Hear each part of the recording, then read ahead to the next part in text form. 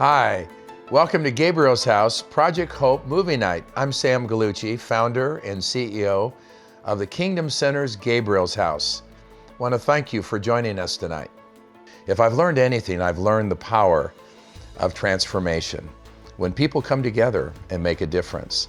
Gabriel's House is a place of hope. We are a place of miracles. We are a transitional living and emergency shelter for women and women with children at risk of homelessness. And in a minute, we're going to share some of their stories and maybe share a little bit about our story and how we've been impacted by these amazing ladies. I want to first, before we get started, thank our sponsors that have made this possible, our board that works so hard with us, those at Gabriel's House that have made this possible, and our ambassadors. I have had the privilege of seeing a miracle after miracle of a transformed life that comes in hopelessness and changes their life through the work that we do at Gabriel's House. And the story of life is one that each of us, I think, can relate to because we each have a story. And most of us, we've had great influences in our life that have helped us make our story what it is. But a lot of these ladies have not been so fortunate. I am looking forward to what we have to share with you tonight, but right now I'd like us to hear from Tammy, our director. Thanks, Sam. I'm so happy that you tuned in to hear the amazing stories about what's happening at Gabriel's House and in the lives of the women that live here. As the movie plays in each life here, we are helping women to find hope and write a new ending to their story. We get lots of notes from previous residents, and many of them are just expressing how grateful they are for everything that they received while they are here. The women that come through our doors come with many complex issues, and we're able to provide for them full case management where they can be connected with all the services necessary to help them go through and meet the goals that they have set to get them through this difficult time. And we also provide mentors who come alongside them and walk through that to encourage them and equip them with some things that maybe they haven't learned. We like to take care of the whole person. We make sure that they have life skill classes with things like budgeting or self-esteem, interviewing. We also take care of their spiritual health. So we provide many amazing Bible studies and encouragement. We have a class called Motivation, which is, the ladies love it. We also have classes for exercise to provide for their physical health. During this past year, while we've been in this pandemic, Gabriel's House was able to keep their doors open, and we had to, during this difficult time, we were able to bring women in and support them and help them and walk them through being able to get jobs. Or when we were on lockdown, we just stayed with them and encouraged them and did things with them so that they could remain encouraged until they were able to find work. So now we've got 90% of our women that have found work during this past year. It's amazing to see how God has provided for them the work that they've needed. Also, many of them have been able to purchase cars and get to their jobs that they've had. It's been difficult. They've had to ride buses, and it's not been the safest thing for them. So we are so grateful when they are able to save the money that they need to save and be able to purchase their own car, and they're so proud of that. From the prayers of you at home to those that have come and walked through the house and prayed over it and the property, we appreciate every prayer that goes up on behalf of Gabriel's House. And I thank you so much. And please continue to pray. We have been blessed with amazing volunteers who have come and done projects at this house that have improved it and made it so beautiful. And all along, we have had generous donors who have stayed faithful during this pandemic and this past year. And we are so grateful for that. But we want to do so much more. And it's with the donations of people like you that will help us to do that. And we are grateful for all that you've done and all that you are going to do. Thank you. Thanks, Tammy. And now it's time to hear the story of life. These incredible ladies. You know, one of the great things for me has been how I have intersected with the stories of so many of the men and women that we've had the blessing of helping. I know you'll be blessed tonight, and we hope you join us in these stories.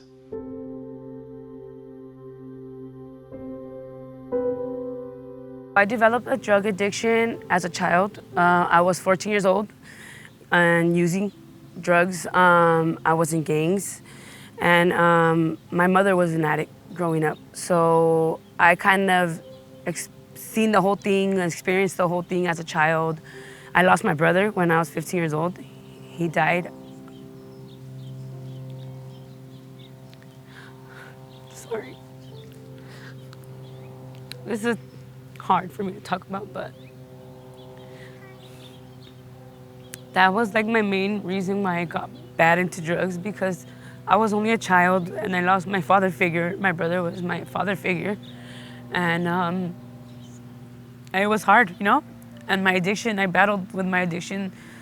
I am now 30 years old and I'm barely getting right. So I had my ups and downs and my struggles where it was hard. I knew I wanted a way out, so I searched for it. And I actually was driving by one day with my mom here, and we just figured, my mom goes, you need help, you know, like you need it now. And she's like, and this house, I heard about this house. And she goes, you wanna just drive in there right now and go check it out and talk to him, see if we can do it? So we did it, and it was like amazing. It's as if God was calling me. So yeah, and it was just that quick. I've decided to live my life sober, and I decided to get close to God. And that right there, I didn't know God before I came here. Just a week ago, I actually was baptized at the New Life Church, and amen to that. And now I'm just walking in this road where I'm getting closer to God, and I just love it. You know what I mean? And it shows me to be a better parent, to be a better individual. I learned like all these skills I never knew before, you know? Like to be a better mom, to know how to handle situations when it comes to being a mom. Dude, like with my frustration, the old me would have been, oh, come here, you know what I mean? Now I'm like patience, I learned patience, and I learned to be more understanding, you know? And that is like cool, very cool, yeah. Any problem that I've ever had, I've run away, walked away, left, jobs, relationships, family situations, because I don't like conflict and I don't like when tension, because I can feel it in my body and it's uncomfortable. What brought me to Gabriel's house was a housing situation that I couldn't overcome. And so I called 211 to get the information to come here. And what has kept me here and kept me from running away when things got hard is because I want to be in the will of God. I want to be in full and complete alignment with Him. And He is growing me and equipping me and training me to be still and listen, to wait for His direction. And so the Lord is using the Gabriel's house to steady me in the pursuit of my destiny that He has for me. Since I've been at the Gabriel's house, I've gotten a job and a car. I have savings going, and my relationship with my children is better. I was in a bad marriage. It was 22 years running, which is half of my life.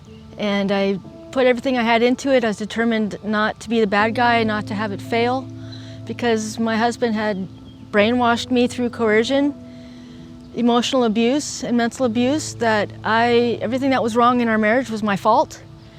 And everything that was wrong in his life was my fault.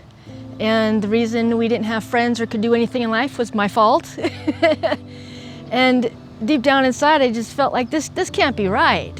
This isn't anything I've experienced before in my life, even with previous relationships that were bad. This was just a whole new level of, this isn't right. And I've always been like a beacon of hope for myself. And even that was starting to wither. And I started to turn to suicide attempts, and that wasn't working. And every time it didn't work, I knew deep down inside, my heart, my soul was telling me that God was saying, stop doing that. It's not going to work. If you try it again, it's just going to make your life harder because it's not going to work. I called my dad to come get me. He said no. He told me to call my local behavioral health, whom I registered with, and from there they gave me a list of homeless shelters to contact. And I think Gabriel's house was the second one I called. And so I answered all the questions here. I told the woman in charge that, well, I will test positive for THC, but she said, we'll work with you. And I was surprised. I figured for sure they would say, well, too bad for you, come back when you're clean. And she said, we'll work with you. So it's just been a huge blessing because I started to really realize how fearful I had become and how closed off I was. And even though I've always been kind, I've always been afraid to express it, always afraid that someone's just gonna talk about me behind my back or give me dirty looks or just respond to me in a very cynical way because I had become so cynical.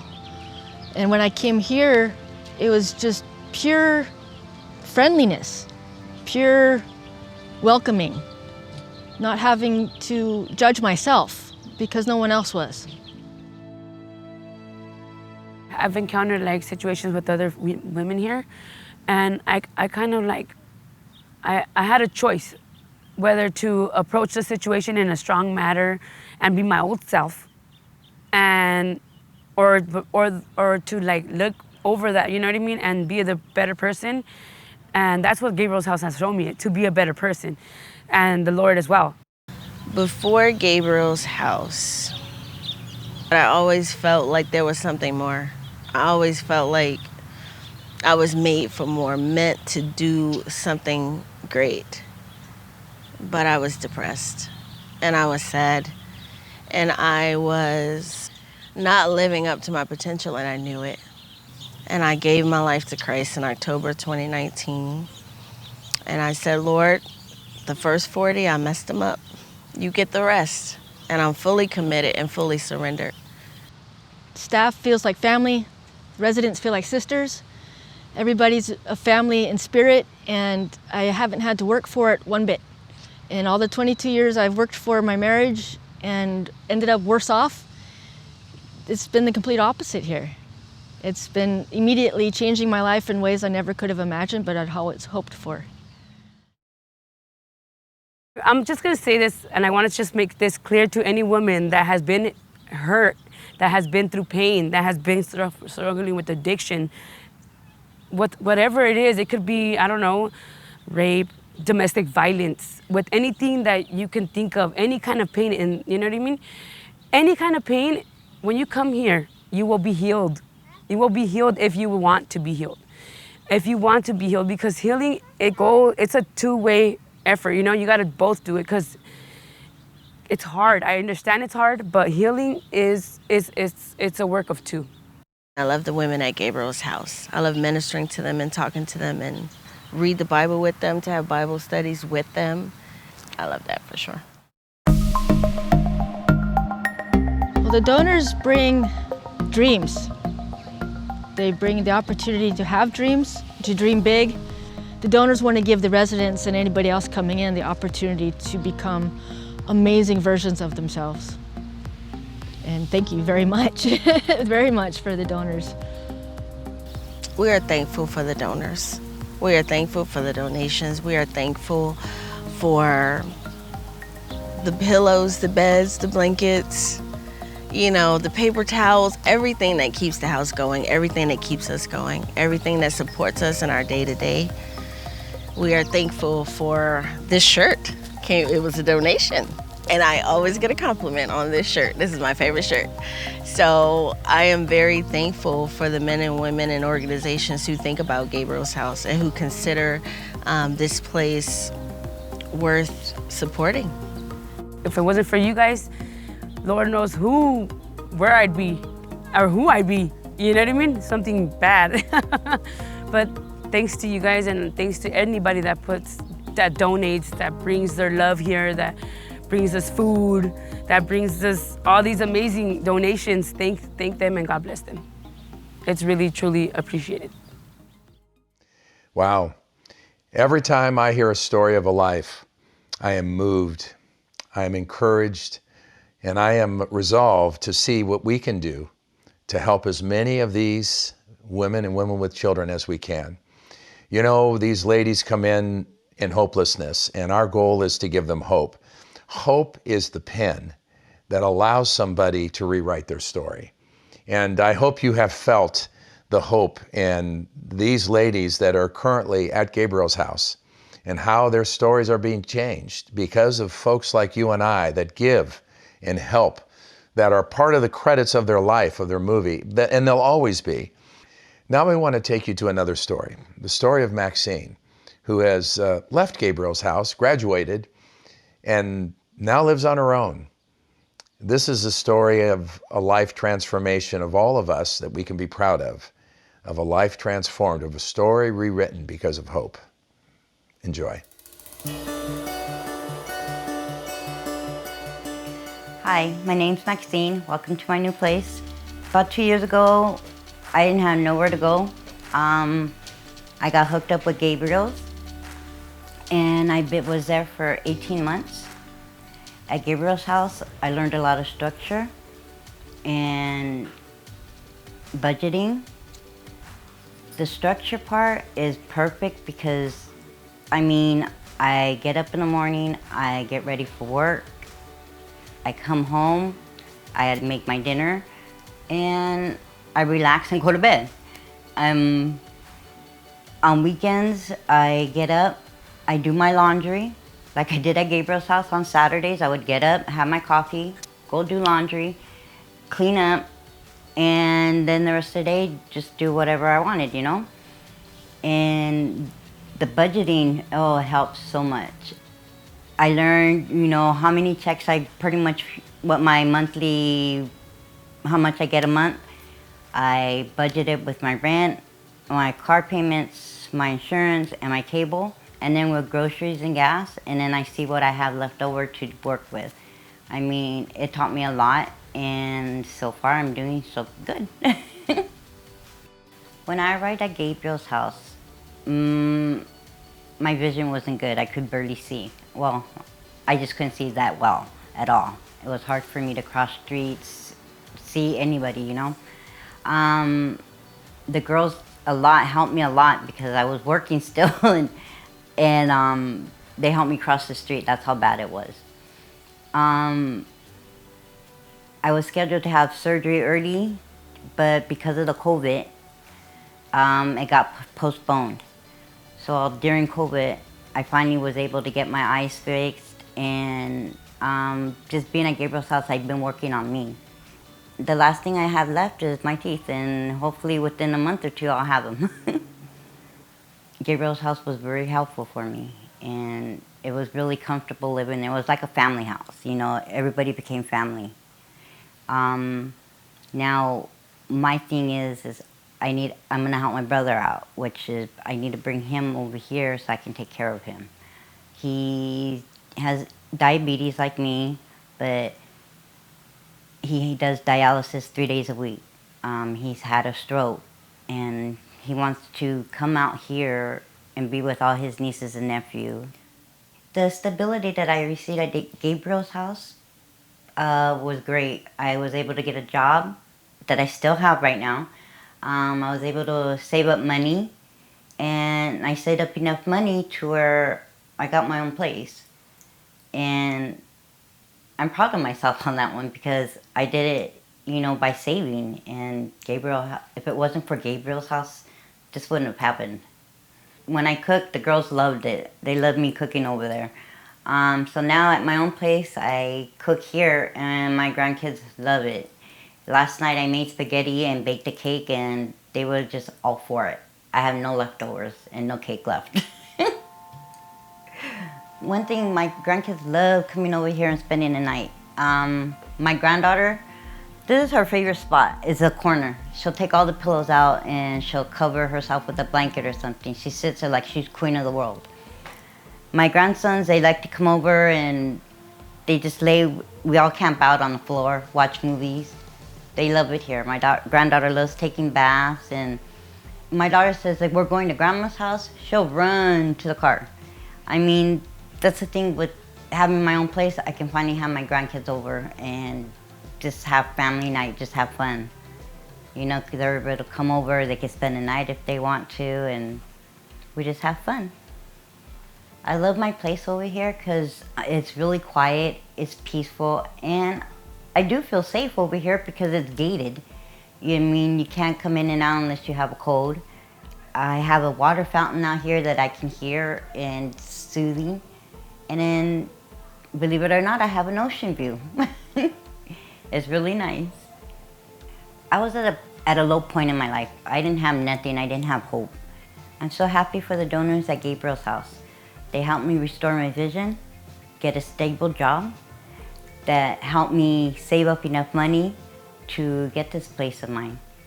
And I'm so happy to share my story with you guys.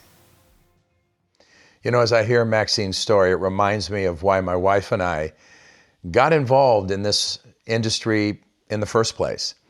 Because we really believe that we can solve the problems, the greatest problems that we have, if we step in and all get involved. You know, Kingdom Center was birthed on this principle. It was birthed on the principle that a lot of people doing a little bit can make an enormous difference.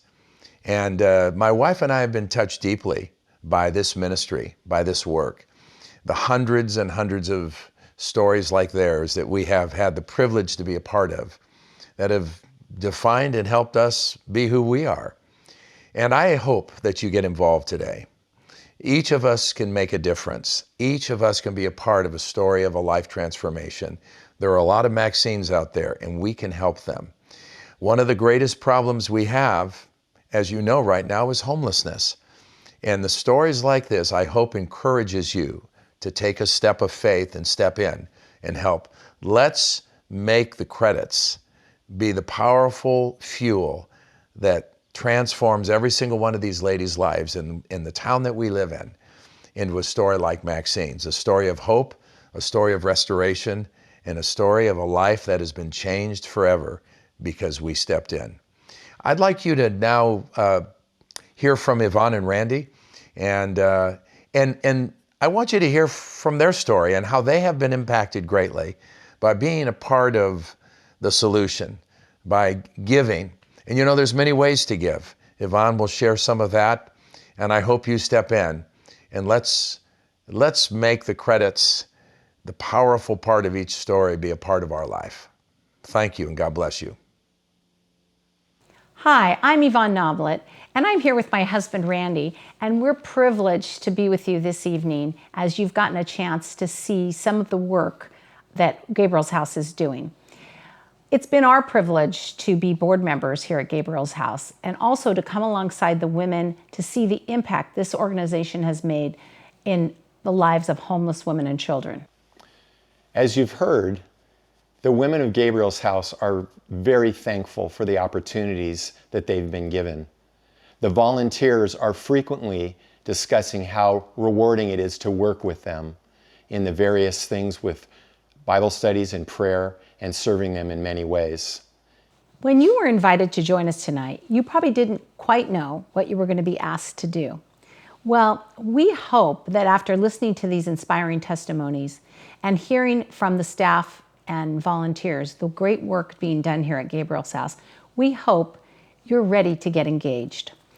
We definitely need your support to continue the work here at Gabriel's House and expand our programs. I mean, really, from where we sit, we know that this is truly the work of the gospel. Well, to build a strong foundation and to continue this work that started more than 10 years ago, we've created a new partnership program called Gabriel's Guardians. You're going to see a form that's going to come up on the screen, but you can also access it on our website at www.gabriels-house.org. But let me walk you through this form so you can really understand a way that you could make a very important impact on Gabriel's House today. As you can see at the top of the form, the Gabriel's Guardian pledge level names are helping to give a sense of the contribution that you can make. First, we have the stewards level, which is $1,200 a year or $100 a month. This is a significant amount because $1,200 represents the cost of operating Gabriel's House for one day and one night. We would love for you to join us in the stewards level if this is something that works for you. The next giving level is our protectors level, which is $6,000 per year, $500 per month for 5 years. This is an even greater way to help us at Gabriel's House to provide more of the services that are needed in our community. And our third level in the Gabriel's Guardians program is the Warriors level. Now, we know that many of you are involved in corporations or foundations, or maybe you just have a greater capacity to give. This level is $12,000 a year or $1,000 a month for a 5-year pledge.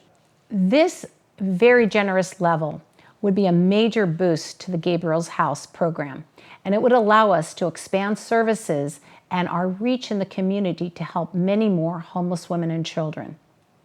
Jesus says, "Inasmuch as you've done it unto the least of my brethren, you have done it unto me." And we want to remember that when we are considering our gifts. It is important to him and it's important to us. Yvonne and I are among the first founding donors of the Gabriel's Guardians, and we would love for you to join us. A 5-year gift gives us the ability to forecast and plan and provide consistent services to the women of Gabriel's House. We want to thank you in advance for your prayers and for your financial support for Gabriel's House. And keep in mind that the Gabriel's Guardians program asks for a 5-year pledge, but that's simply an intention. If you must decrease it or you'd like to increase it at any time, that's perfectly acceptable. And you can also end your commitment at any time. But we do hope you'll be with us for the long haul. This ministry is so vital and so important to the women and children of Gabriel's House and to the Ventura County. But it's also truly the work of the kingdom. It's truly the work that Jesus Christ has called us to in the gospel. Now, let's look back at the pledge form. Now you can, again, make one of the commitments as a steward level, protectors level, or warriors level, or you can indicate your own amount that you'd like to give on a monthly or annual basis, or you can indicate a one-time gift of any amount. We welcome all of your gifts and all of your prayers and support. And we know that this work is truly transforming lives, not just providing food and shelter, which of course is important, but also providing the gospel. Because keep in mind, underpinning everything we do at Gabriel's House is our love for Jesus Christ and our desire to share the hope and the grace and the love of Christ with others. As you've heard tonight, we've seen women baptized and graduated and receiving Christ and moving on in their lives and in significant and transformative ways. And we hope you will join us and be a part of this daily work. I hope you've enjoyed hearing these amazing stories of these incredible ladies and how Gabriel's House is helping, giving them the pen of hope to transition their story to a story of hope, not only for them, but for their children and the legacy that they'll leave. And here is the next great part. We have a vision at the Kingdom Centers to add more Gabriel's Houses all over this state. We want to see homelessness ended in Ventura County, in Southern California, in Northern California, in California as a whole. Gabriel's House is part of a bigger plan of Kingdom Center to add more low-cost housing and more shelters. And I hope you'll join us, not just in helping Gabriel's House, but join us in the vision of hope for all those that are displaced among us. Thank you and God bless you.